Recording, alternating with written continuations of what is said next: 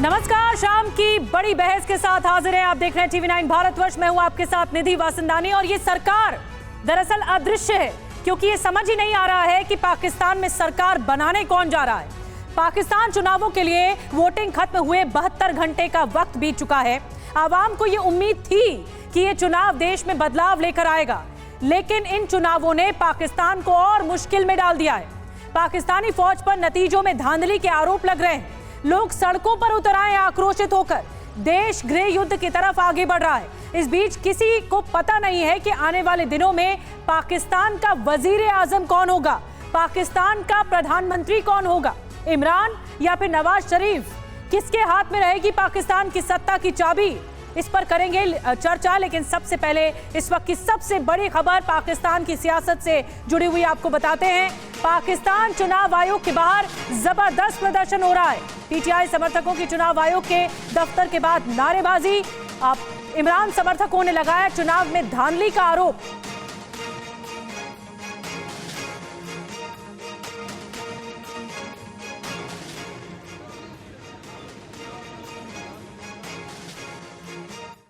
और एक और ब्रेकिंग खबर इस बीच आपको बता दें, आरओ ऑफिस के बाहर पीटीआई कार्यकर्ताओं का प्रदर्शन भी हो रहा है।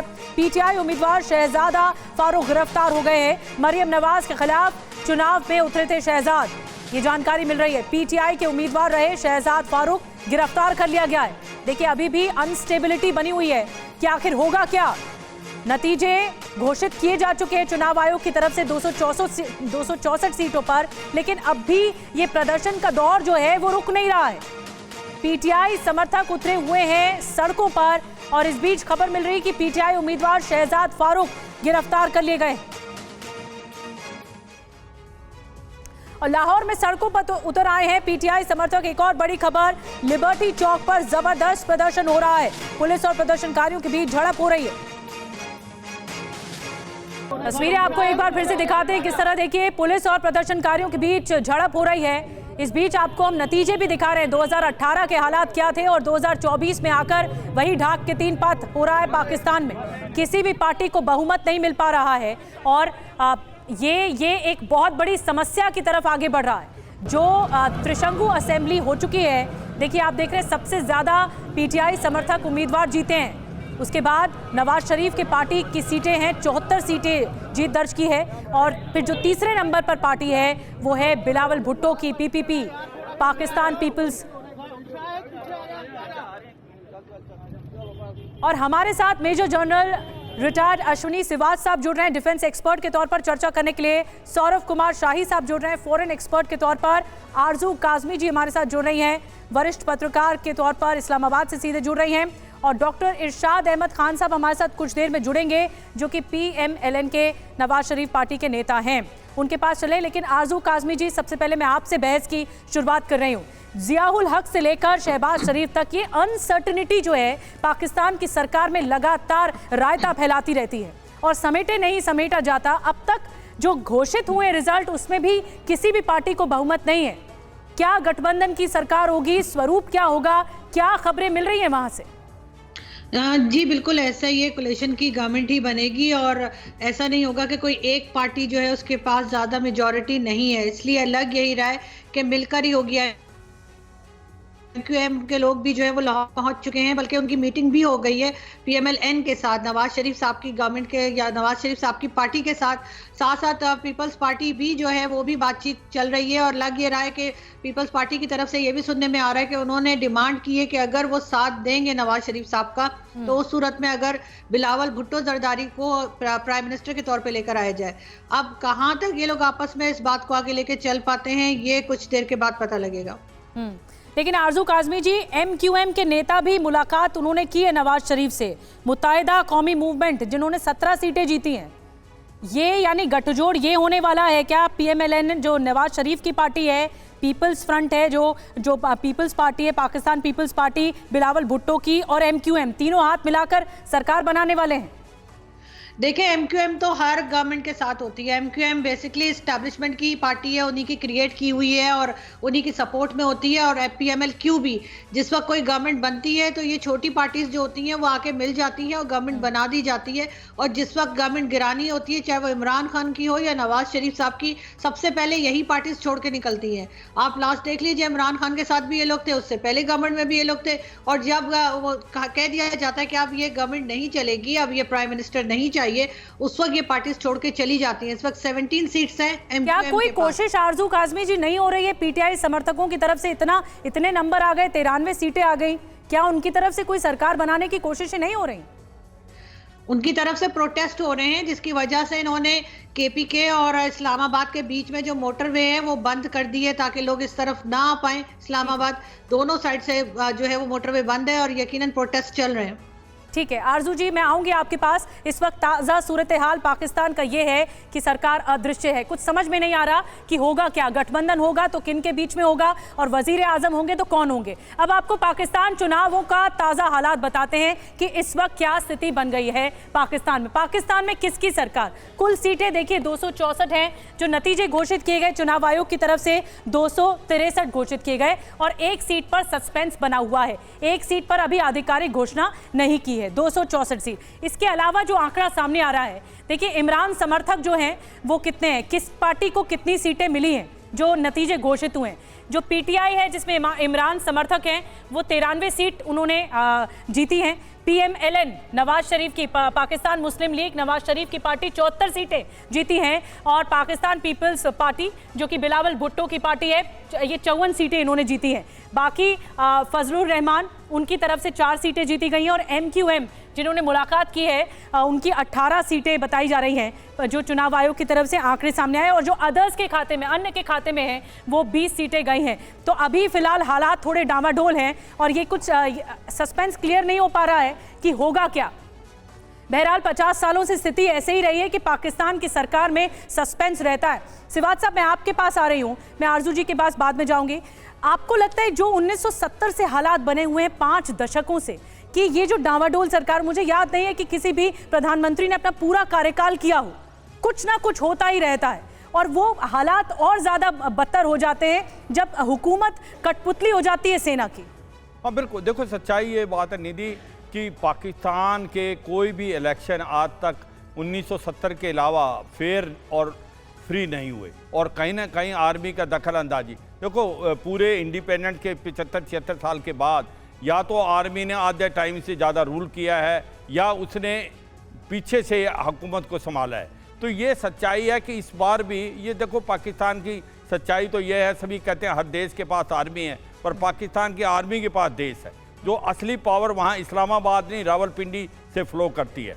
जो इस बार का रिजल्ट देखो, उसके अंदर सबसे ज़्यादा सरप्राइजिंगली ये है कि जब एस्टेब्लिशमेंट चाहती थी कि इस बार वो नवाज शरीफ की तरफ थी, पीएमएल-एन की तरफ, और इसी प्रकार से पीपीपी को भी फायदा था, मगर वो अगेंस्ट थे पीटीआई के जो इमरान खान के इंडिपेंडेंट कैंडिडेट थे, क्योंकि वो ना तो लड़ पाए स्टेट, उनका जो बैट का सिंबल भी हटा लिया था इलेक्शन कमीशन ने। इसके बावजूद कि लेवल प्लेइंग फील्ड नहीं थी, फिर भी जो इमरान खान के बैक्ड इंडिपेंडेंट हैं वो 93 सीट लेके आए हैं। तो ये कहीं ना कहीं लगता है अवाम अब वो मानने को तैयार नहीं है जो एस्टेब्लिशमेंट चाहती है, जो आर्मी चाहती है। ये बात समझ नहीं पड़ेगी। यूं तो मुझे बात मानता हूँ, आजू काजी भी जो कह रही थी कि हो सकता है कि ये कोलिशन की गवर्नमेंट बने, इसके अंदर जो एक प्रकार से नवाज शरीफ और बिलावल भुट्टो दोनों मिल जाएं और उसके साथ एमक्यूएम मिलाएं। मगर ये याद रखो 93 के करीब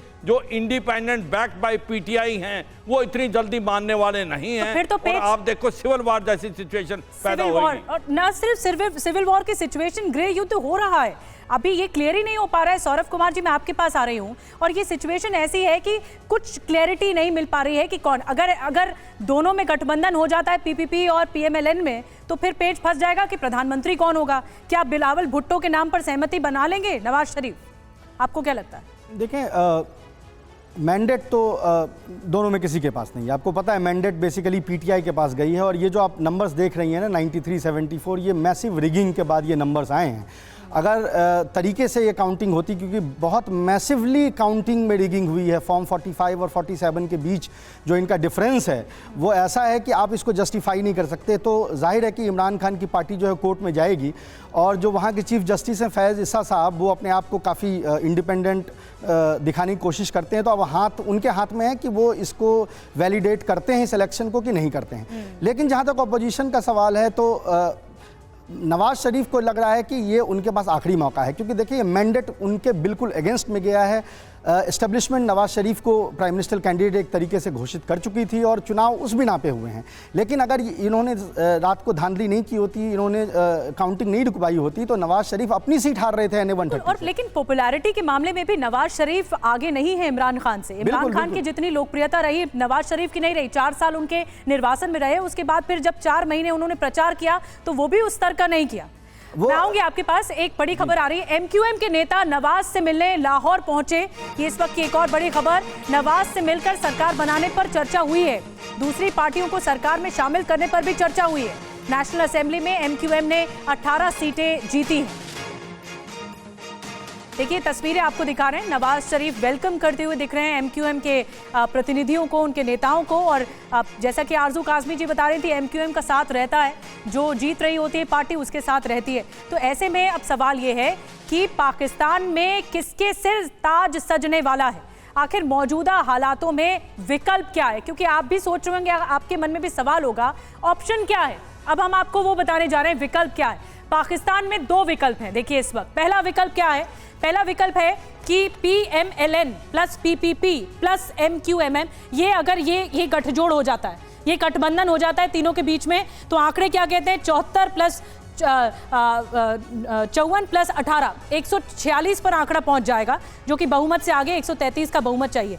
असर क्या होगा? नवाज शरीफ की सरकार बनेगी, इमरान पर शिकंजा और कस सकेगा, क्योंकि इनका गठजोड़ यही चाहता है कि इमरान खान पर शिकंजा कसा जा सके। अब दूसरा विकल्प देखिए क्या है। दूसरा ऑप्शन PTI समर्थित प्लस PPP अगर जुड़ जाए, ये प्लस ये, अगर ये होता है तो आंकड़ा क्या पहुंचता है? 93 प्लस 54, 147 तक। ये भी बहुमत के आंकड़े से आगे है। असर क्या होगा? इमरान खान को कई केस में राहत मिल सकती है, उनकी सत्ता में वापसी हो सकती है, नवाज शरीफ को फिर पाकिस्तान छोड़ना पड़ सकता है।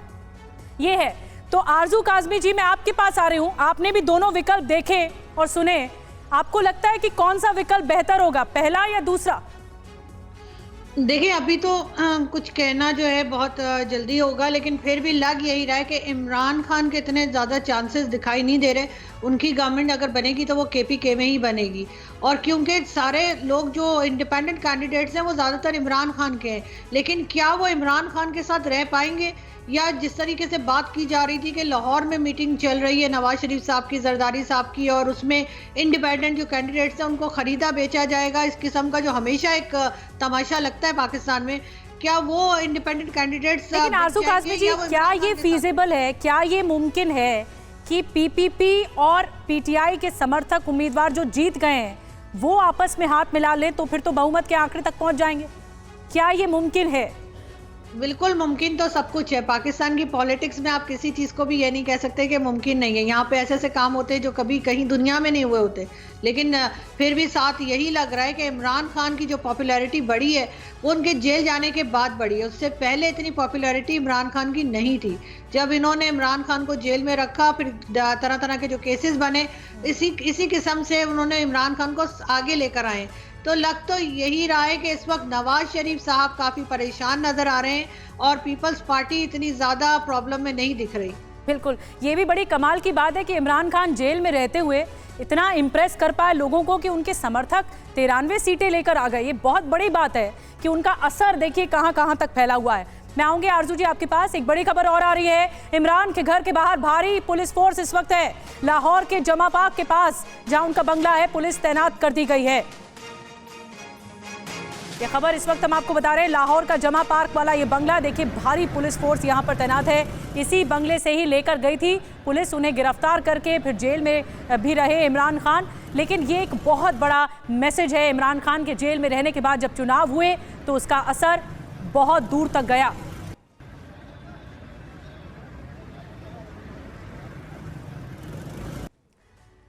तो आपने देखा कि किस तरह से वहां पर भारी पुलिस फोर्स तैनात है, लेकिन अभी भी डावाडोल स्थिति है। सिवाज सर, मैं आपके पास आ रही हूँ, आपको क्या लगता है इस वक्त की सिचुएशन में पाकिस्तान की इस वक्त राजनीति की दिशा कहाँ बढ़ती हुई दिख रही है? क्या लगता है क्या होगा, क्या ऑप्शन है? आपने भी दोनों ऑप्शन देखे, आपको कौन सा ऑप्शन मुफीद लगता है?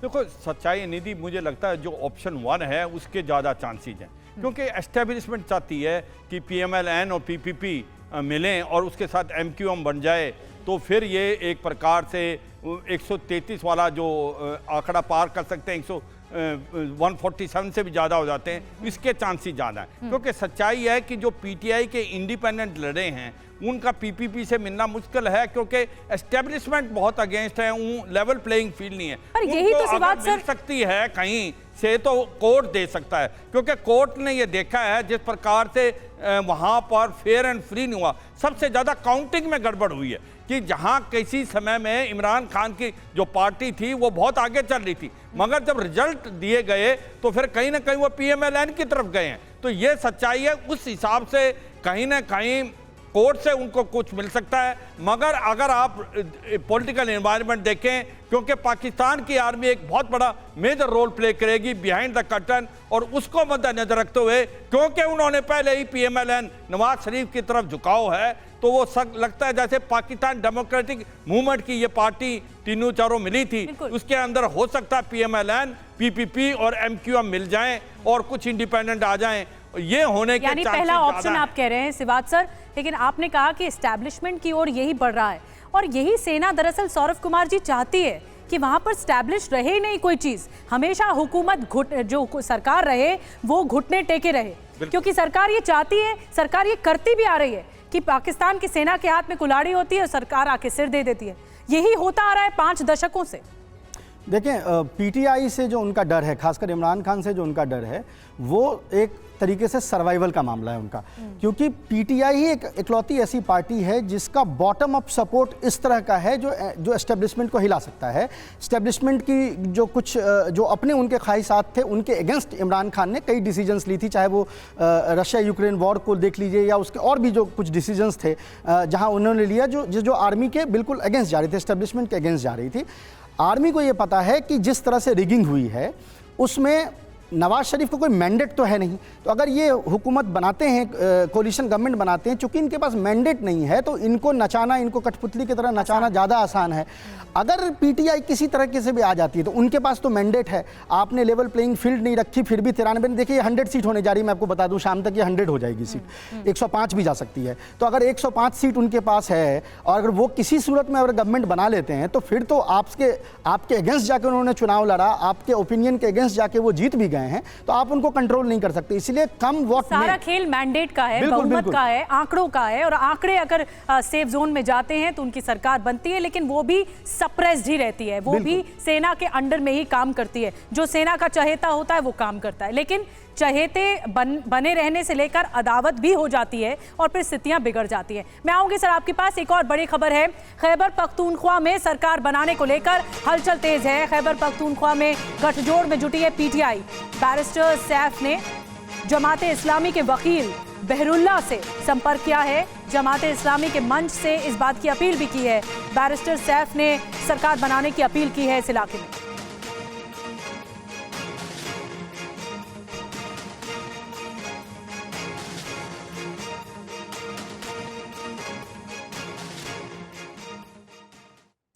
और नवाज शरीफ को हराने वाले निर्दलीय प्रत्याशी ने भी बड़ा बयान दिया है। कुछ देर पहले हमने बातचीत की है। शहजादा खान ने दावा किया है कि चुनाव नतीजों को रोका गया जानबूझकर। शहजादा खान ने नवाज को मनसेहरा सीट से हरा दिया और इन्हीं से ही बातचीत की मैंने कुछ देर पहले। ये बातचीत सुनिए।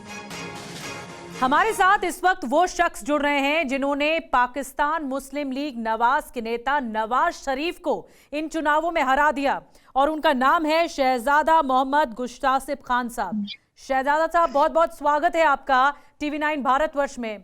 और आपकी तरफ से आरोप लगाए गए हैं कि आपका रिजल्ट आधिकारिक तौर पर रोक दिया गया है, क्यों? 25,200 वोट से मैं ये इलेक्शन जीत चुका हूँ, और मुझे उसका फॉर्म 47 होता है, जो नतीजा होता है उसका, वो भी मुझे मिल चुका है। लेकिन अब कुछ हीले बहाने बनाकर इन्होंने इलेक्शन कमीशन में दरखास्त देकर तो वो कुछ रुकावट पैदा की है। अब ये इलेक्शन के बजाय लीगल बैटल की तरफ जा रही है। ये रुकावट क्या है शहजादा साहब? आज हमारा कंसोलिडेशन होनी थी इलेक्शंस में, जो सरकारी वोट होते हैं और जो रिजेक्टेड या वैलिड वोट्स कुछ होते हैं, तो उन्हें चेक करना होता है। तो उसके बाद फॉर्म 48 इशू होता है और फिर वो नोटिफाई होता है। तो उसमें ये रुकावटें पैदा कर रही हैं, क्योंकि हमारे तो आपको इशू नहीं हुआ अभी? फॉर्म 48 इशू नहीं हुआ? मुझे 47 इशू हुआ है, वो तो इलेक्शन कमीशन ने स्टे कर दिया है 3 दिन के लिए। अब हमें नोटिस करेंगे तो 3 दिन बाद घोषित करेंगे रिजल्ट आपका। मनसेरा 3 सीट से दिन आपने बाद हराया है नवाज शरीफ को, और आप बता रहे हैं 25,000 से ज्यादा वोटों से आप जीते हैं। जी और हाँ, 3 दिन जी बाद हाँ। अब इलेक्शन कमीशन क्या कह रहा है? आपने गुहार लगाई उनके सामने? हमें तो नोटिस ही नहीं दिया उन्होंने आज वो प्रोसीडिंग्स जो है जो होनी थी यहाँ पे वो कर दी, रोक दी, सस्पेंड कर दी, और 3 दिन के लिए उन्होंने रिटर्निंग अफसर से रिपोर्ट मांगी है। शहजादा साहब, आप पीटीआई समर्थक उम्मीदवार रहे, आपने बड़े अंतर से जीता है इस सीट को। नवाज शरीफ हालांकि 2 सीट से लड़े थे, लाहौर सीट से वो जीते हैं, मनसेरा सीट से हार गए हैं। तो क्या आपको लगता है क्योंकि वो हार गए हैं यही अस्वीकृति और इसी वजह से ये रोका गया है आपका रिजल्ट? जी, वो उन्हें चाहिए तो ये था कि वो अपनी शिकस्त तस्लीम कर दें। जी अच्छा, एक बात बताइए, क्या पीटीआई समर्थकों पर या कार्यकर्ताओं पर कोई एक्शन भी लिया गया है? एफआईआर भी दर्ज हुई है? जी, एफआईआर तो मुतअद्दिद दफा दर्ज हुई है, मुतअद्दिद लोगों पे नहीं, दर्ज अभी हुई है। जब आपने धांधली के आरोप लगाए तब? जी नहीं, इस अभी तो नहीं हुई। और जहाँ पे हम बैठे हैं कंट्रोल रूम के अंदर, तो बाहर हजारों कारकुन जो है वो मुजाहरा कर रहे हैं एक्सेसेस के खिलाफ। तो धांधली के आरोप जो आप लगा रहे हैं उसका आधार क्या है? क्या धांधली हुई है? धांधली के तो वो आरोप लगा रहे हैं, हमने तो नहीं कहा। हमने तो कहा it was a fair and free election जो NA 15 का हुआ है। यहाँ पे वो दे वर फैसिलिटेटेड बाय पीपल जो नहीं, लेकिन आपकी तरफ से भी कहा गया, समर्थकों की तरफ से कहा गया कि आपके नंबर और ज्यादा आ सकते थे और जीत सकते थे, लेकिन क्योंकि धांधली हुई तो इसलिए नंबर कम दिखाए गए। चुनाव घोषित करने में भी बहुत समय लगाया गया, ये आप ही के समर्थकों की तरफ से कहा गया। हाँ जी, वो ठीक कहते हैं। अगर ये फ्री एंड फेयर इलेक्शंस होते हैं और लेवल प्लेइंग फील्ड होती तो मेरा ख्याल है हम 50-60 हजार वोट और ज्यादा देते। पीटीआई समर्थक निर्दलीय उम्मीदवार जो ओवरऑल जीते हैं उसका आंकड़ा क्या है? उन्होंने तो के प्रोविंस में तो मेजॉरिटी हासिल कर दी है, सिंपल मेजॉरिटी उन्होंने, और फेडरल सतह पे भी वो मुस्लिम लीग नून से और पीपल्स पार्टी से ज्यादा सीटें ले चुकी है। तो आपने सुना शहजादा खान को, जिन्होंने नवाज शरीफ को हराया है, बड़े अंतर से हराया है वोटों के, और वो खुद बता रहे थे कि मेरा होल्ड कर दिया गया रिजल्ट, मेरा परिणाम होल्ड कर दिया गया, अब इसकी जांच होगी और 3 दिन बाद फिर घोषित किया जाएगा। मैं आरजू काजमी जी आपके पास आ रही हूँ, उनका शायद संपर्क टूटा है। सिवाज सर, आपने भी सुना इस पूरी बातचीत को। शहजादा खान को वो साफ तौर पर कह रहे हैं कि कई FIR तो हुई है लेकिन धांधली भी हुई है इन चुनावों में। आपको कितनी प्रबल संभावनाएं लगती हैं कि पीटीआई इस जोर आजमाइश के जरिए लगी हुई है कि वो प्रोटेस्ट कर लेगी, वो इस बात के लिए लोगों की आंखें खोल देगी कि वो पाक साफ हैं? देखो, सच्चाई ये है कि ये तो साफ हो गया है कि जो इलेक्शन हुए हैं फ्री एंड फेयर नहीं हुए। ये अगर आप यूई और जो यूरोपियन यूनियन के और बाकी फॉरेन के जो जर्नलिस्ट थे, ऑब्जर्वर थे, उन्होंने भी ये बात कही है कि इलेक्शनों में दखल अंदाजी हुई है और सबसे ज़्यादा इम्पोर्टेंट हुई है काउंटिंग के अंदर। और इसको मद्देनज़र रखते हुए ये सारे के सारे जो रिजल्ट हैं इनको एक प्रकार से टेम्पर किया गया है। मगर ये सच्चाई है कि कहीं ना कहीं सिंपैथी वेव बहुत ज़्यादा गई है इमरान खान की तरफ। जो पीटीआई बैक्ड इंडिपेंडेंट थे, जो अभी 100 के करीब हैं, अगर ये इलेक्शन ठीक होते, फेयर एंड फ्री होते, तो ये कहीं 150-160 तक जा सकते थे। अब बात आती है कि क्या ये पार्टी अभी गवर्नमेंट बना पाएगी इस 93 के साथ जो आप बोल रहे पीपीपी। वो चांसेस इसलिए कम लगते हैं क्योंकि ये जो एस्टेब्लिशमेंट है, जनरल आसिम मुनीर और जो इमरान खान, उनके बीच में तो बहुत बड़ा मतभेद है। क्योंकि इमरान खान ने ही तो ये जब डीजी आईएसआई थे आसिम मुनीर, उनको हटाया था, तो ये कैसे अलाउ करेगी सेना को खुश करके तो इमरान खान प्रधानमंत्री बने। तो ये निधि एक बात कि तो इसलिए कभी भी अलाउ नहीं करेंगे इमरान खान को आने के लिए जो जनरल आसिम मुनीर, क्योंकि असली में जो पॉलिटिकल गेम खेलेंगे बिहाइंड द कर्टन वो पाकिस्तान की एस्टेब्लिशमेंट, पाकिस्तान की डीप स्टेट आर्मी होगी। और उसमें मुझे लगता है नवाज शरीफ और पीपीपी और एमक्यूएम को मिला के ये कोई गवर्नमेंट बनाने की कोशिश और शायद सिवाज सर, असीम मुनीर फिर इस बात का कोई चांस नहीं लेंगे कि उनके ऊपर आकर कोई बैठ जाए और उन पर हुकूमत करने लग जाए, इसीलिए ये डावाडोल स्थिति भी है। मैं आऊंगी सर आपके पास। हम पाकिस्तान चुनाव में धांधली को लेकर एक बड़ी खबर और बता दें। पाकिस्तानी मीडिया में खूब चर्चा हो रही है, लगातार चर्चा हो रही है, ये धांधली की जो बात निकलकर सामने आई है। देखिए, पोल वहां की मीडिया ही खोल रही है। सौरभ कुमार जी वो खुद बता रही है, खुद इस बात को एक्सेप्ट कर रही है कि देखिए इस तरह की धांधली चल रही है। पहले कोई और उम्मीदवार जीतता है, फिर कुछ और फेरबदल करके नंबरों में फिर कोई और उम्मीदवार जीत जाता है। ये देखें, पाकिस्तान में ये पकड़ना, धांधली पकड़ना बहुत आसान है, क्योंकि वहाँ क्या होती है, जो बूथ्स होती है ना, वहीं पे काउंटिंग होती है। तो हर बूथ का आपको इंडिविजुअल फॉर्म 45 मिलता है। उसके बाद आप क्या करते हैं कि उन सारे फॉर्म 45 को मिला के टेबुलेट करके आप फॉर्म 47 इशू करते हैं। अगर आप फॉर्म 45 के लिहाज से देखें ना, तो इमरान खान की पार्टी तकरीबन 160 से ऊपर सीट्स जीत रही हैं। लेकिन जब 47 में आप उसको टेबुलेट कर रहे हैं, तो ये क्या कर रहे हैं कि एक एक सीट पे 15-15 हज़ार वोट को इनवैलिड दिखा के ऑपोजिशन के कैंडिडेट को वहाँ पे, ऑपोजिशन कहने से मेरा मुराद है कि नून लीग के कैंडिडेट को वहाँ पे जिता रहे हैं।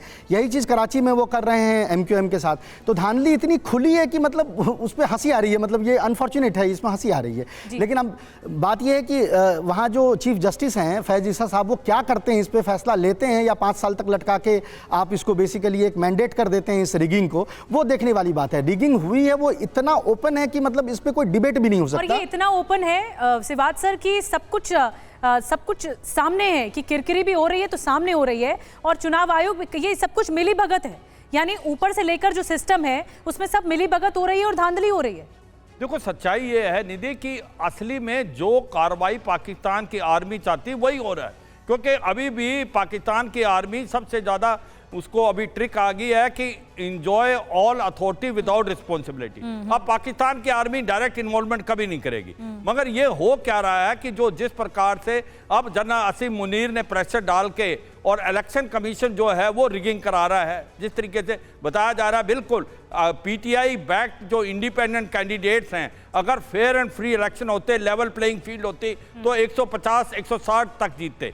अब ये इनको फायदा किसको है? ये फायदा है अभी डीप स्टेट को, क्योंकि अगर ये गवर्नमेंट बनती है जो कि पीएमएल-एन और पीपीपी और एमक्यूएम की मिला के, वो एक वीक गवर्नमेंट होगी। और वो एक प्रकार पाकिस्तान की आर्मी यही चाहती है, एक ऐसी वीक गवर्नमेंट रहे कि जो भी उसने कुछ कराना है उसके थ्रू करा दे। और ये याद रखो कि आसिम मुनीर और इमरान खान की पर्सनल एनिमिटी है, क्योंकि वो डीजीआईएस से आई थे, उनको डीजीआईएसआई से हटाया था जब इमरान खान प्राइम मिनिस्टर थे। तो मुझे नहीं लगता वो किसी तरीके से अलाउ करेंगे। वो आने भी नहीं देंगे इमरान खान को आगे, बिल्कुल नहीं आने देंगे। ये वजह है कि अस्तित्व की लड़ाई आ जाएगी, कि उनका फिर सेना का अस्तित्व कहां रह जाता है। मैं आऊंगी सर आपके पास। एक बड़ी खबर आ रही है, नवाज शरीफ और मरियम नवाज की जीत के खिलाफ याचिका दायर की गई है लाहौर हाई कोर्ट में। इस वक्त एक और बड़ी खबर, लाहौर हाई कोर्ट में याचिका दाखिल हुई है।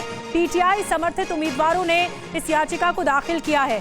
काउंटिंग में धांधली के आरोप में ये याचिका दाखिल हुई है। पाकिस्तानी मीडिया के हवाले से ये खबर मिल रही है कि लाहौर हाई कोर्ट में मामला पहुंच गया है। जीत के खिलाफ ये याचिका दायर की गई है। तो ये एक और धांधली की बात सामने आई है पाकिस्तानी मीडिया के हवाले से। एक और खबर, पाकिस्तान में सरकार बनाने को लेकर सूत्रों के हवाले से बड़ी खबर मिल रही है। आसिफ अली जरदारी ने नवाज शरीफ से समर्थन मांगा है। थोड़ी देर में नवाज से मिलेंगे आसिफ अली जरदारी। आसिफ अली जरदारी ने बिलावल भुट्टो को प्रधानमंत्री बनाने की मांग की है और बदले में ये भी कहा गया है कि पंजाब में पाकिस्तान मुस्लिम लीग नवाज को समर्थन वो देंगे जहां पर उनका ज्यादा दबदबा है। सरकार बनाने की जुगाड़ में इस वक्त पाकिस्तान में देखने को मिल रहा है कि कौन सी पार्टी कैसे गठजोड़ बनाएगी और फिर सत्ता पर पहुंचेगी।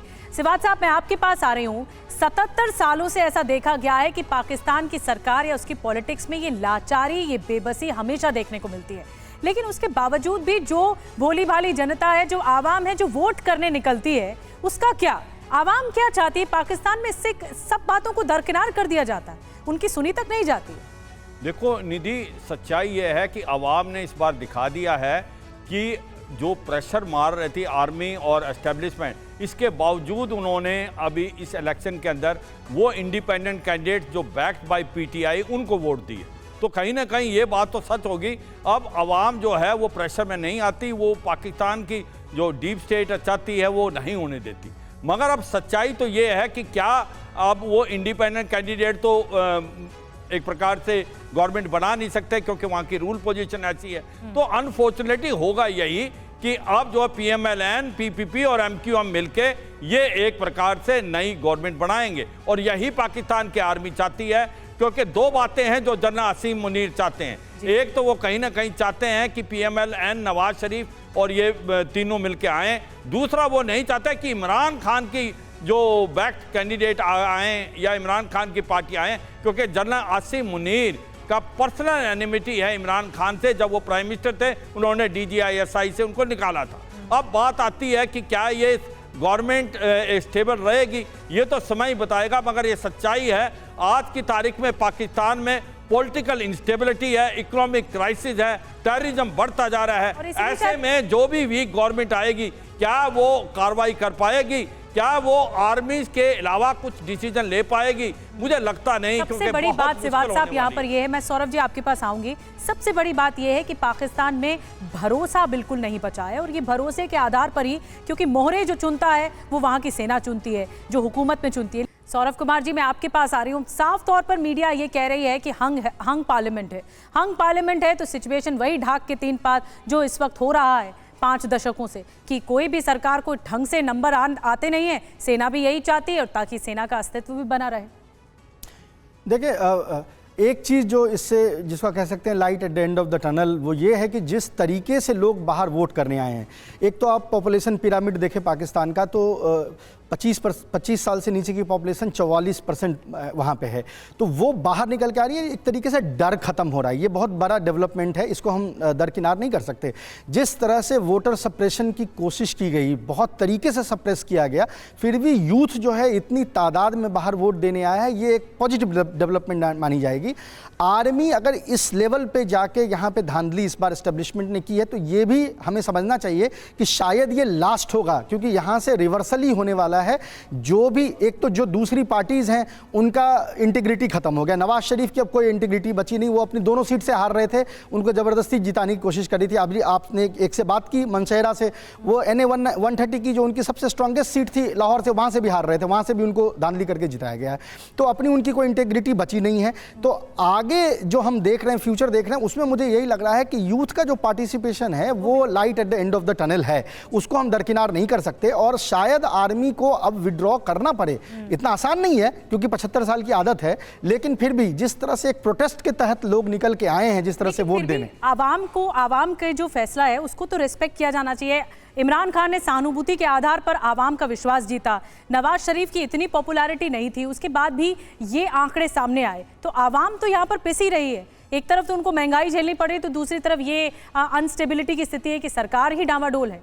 मैं आऊंगी सर आपके पास। इमरान खान की बहन अलीमा खान ने नवाज शरीफ पर निशाना साधा है, चुनावी जीत वाले बयान की आलोचना की है। कहा नवाज ने पाकिस्तानियों का अपमान किया है, समय से पहले चुनाव परिणाम की घोषणा गलत है, सरकार बनाने के लिए निर्दलियों के पास 2/3 बहुमत है। और आपको बता दें कि पीटीआई नेता शहबाज गिल की आर्मी चीफ आसिफ मुनीर से अपील, चुनाव में हस्तक्षेप करने की अपील की गई है। चुनाव धांधली के खिलाफ बोले आर्मी चीफ, ये कहना है शहबाज गिल।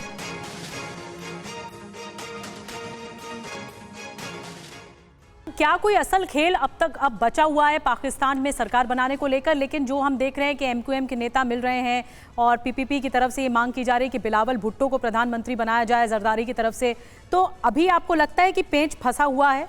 जब तक कुछ अंतिम मोहर नहीं लग जाती तब तक कुछ माना नहीं जा सकता। हाँ बिल्कुल, देखो सच्चाई है कि पाकिस्तान की जो आर्मी है वो अभी रोल प्ले करेगी। कहीं ना कहीं पीपी और पीएमएल-एन के बीच में जो है वो आपस में गठजोड़ कराने की कोशिश करेगी। क्या इसमें बिलावल भुट्टो जो हैं वो प्रधानमंत्री बनेंगे या नवाज शरीफ या उसका भाई शहबाज शरीफ, ये तो समय बताएगा। मगर आर्मी बहुत इंपॉर्टेंट रोल प्ले करेगी इनको इकट्ठा करने के लिए और एमक्यूएम को साथ लेने के लिए। मगर ये भी सच्चाई है कि ग्राउंड पे जो लोगों ने वोट दी है वो पीटीआई की तरफ दी है, उसके बैक जो इंडिपेंडेंट है, क्या वो मानने को तैयार होंगे? इमरान खान को क्या कोई एस्टेब्लिशमेंट जेल में रख पाएगी? क्योंकि वो तो बहुत ज़्यादा पॉपुलर लीडर बन के आए। ये बहुत सच्चाई है कि जब से उनको जेल में डाला है तो सिंपैथी वेव आ गई है। और जो यूथ है जो 18 से लेके 35 साल, वो करीब 55% है। उसने आज की तारीख में जो वोट डाली है वो बदलाव के लिए डाली है। तो ये इतना आसान नहीं होगा कि आर्मी के लिए भी ये गठजोड़ की जो गवर्नमेंट बनाना और इसका चलना, क्योंकि ये जो पीटीआई बैक्ड इंडिपेंडेंट हैं, मुझे नहीं लगता ये किसी पार्टी के अंदर ज्वाइन करेंगे, क्योंकि जिस प्रकार से इनकी लॉयल्टी है इसको मद्देनजर रखते हुए इतना आसान काम नहीं लगता। मगर पाकिस्तान की आर्मी कुछ भी कर सकती है, ये मान के चलो। 75-70 पीटीआई के जो समर्थक जीते, पीटीआई के समर्थक उम्मीदवार जो जीते हैं, कम से कम उनकी लॉयल्टी लूज नहीं होगी, आप ये कह रहे हैं। लेकिन फिर भी नंबर का खेल है सारा, और आंकड़े कहते हैं, बहुमत कहता है, मेजोरिटी कहता है, तो फिर तो पाकिस्तान में वही सरकार होगी जिसके पास नंबर होंगे। बहरहाल एक बड़ी खबर है, सौरभ जी आऊंगे आपके पास। पाकिस्तान में सड़क पर होगा संग्राम, कई राजनीतिक पार्टियां करेंगी विरोध, ये जानकारी मिल रही है। कार्यकर्ताओं ने शुरू कर दिए हैं प्रदर्शन।